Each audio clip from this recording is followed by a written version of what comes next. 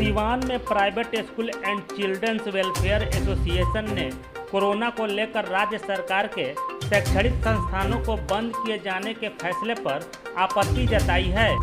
बुधवार को एसोसिएशन की ओर से प्रेस वार्ता कर सरकार के प्रति नाराजगी जाहिर करते हुए एसोसिएशन के सचिव शिवजी प्रसाद ने कहा कि वे सरकार के 11 अप्रैल तक की बंदी को मानने के बाद 12 अप्रैल से जिले में प्राइवेट स्कूलों को खोल देंगे।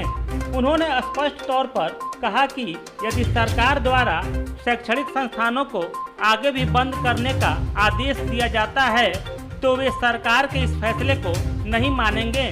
साथ ही उन्होंने कहा कि पिछले वर्ष के लॉकडाउन के कारण प्राइवेट स्कूल संचालकों को काफ़ी हानि हुई है, लिहाजा राज्य सरकार द्वारा प्राइवेट स्कूलों के संचालकों को आर्थिक मदद की जानी चाहिए। रखा गया है, क्या वजह है? आज हमारे राष्ट्रीय अध्यक्ष माननीय शमाइल अहमद के निर्देश पर पूरे बिहार में हम लोग प्रेस कॉन्फ्रेंस अपने प्रधान कार्यालय पर कर रहे हैं, जो हमारे डिस्ट्रिक्ट में private school and children welfare association का है। प्रेस कॉन्फ्रेंस के माध्यम से आज हम लोगों को बताना है कि सरकार ने जो 11 तारीख तक शैक्षणिक संस्थानों को बंद करने का आदेश दिया है उसका तो हम पालन करेंगे, लेकिन 12 तारीख को 12 अप्रैल से हम लोगों के विद्यालय को संचालित करने का आदेश निर्गत किया जाए। अगर 12 तारीख से यह आदेश नहीं निर्गत किया जाता है तो हम लोग पुनः उसी चपेट में आ जाएंगे जिसको हम लोगों ने 1 साल तक झेला है। और एक साल तक की जो परिस्थिति हमारे साथ जो गुजरी है, हम अभी वो दिन भूले नहीं हैं कि हमारे कई टीचर हमारे बीच नहीं रहे, हमारे कई डायरेक्टर्स इस दुनिया में नहीं रहे और हमारे तमाम बच्चे यहाँ से निकल चुके हैं। 1 महीना पहले जब सरकार आदेश दिया है स्कूल खोलने के लिए तो हमारे विद्यालय में बच्चों की जो उपस्थिति है वह आधी हो गई।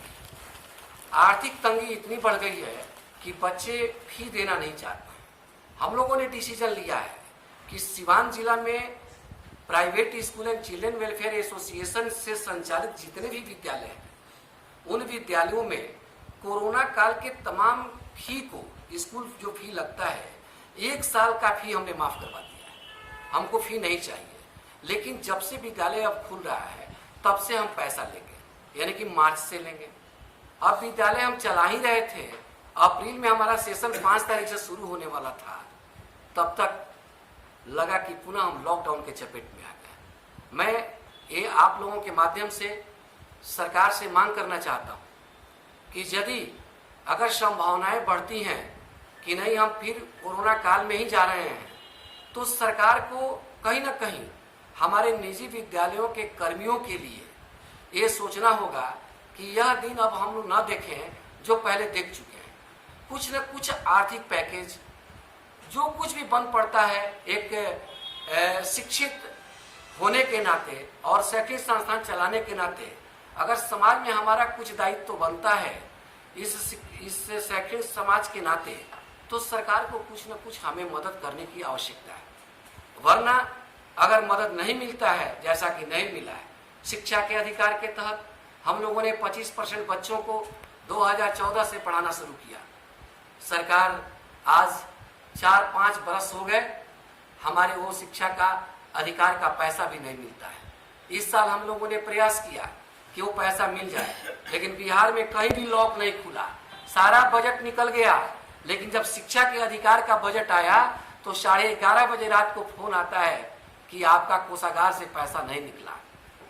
पता नहीं सरकार की मंशा क्या है, क्या करना चाहती है। हमको नहीं लगता है कि सरकार हम लोगों को इससे उबारना चाहती है। दोहरी नीति अपनाई जा रही है।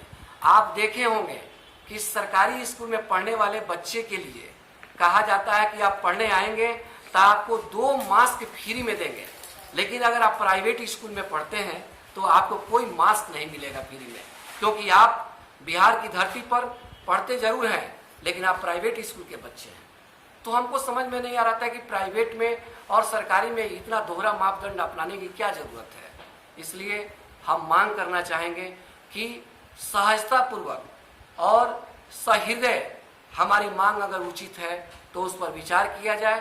अगर विचार नहीं होता है तो हम कलेक्ट्रेट के सामने समाहरणालय में अन्य शैक्षिक संस्थानों के सभी लोग मिलकर के हम लोग अनशन करेंगे और सरकार से अपनी बात को अनशन के माध्यम से भी कहना चाहेंगे।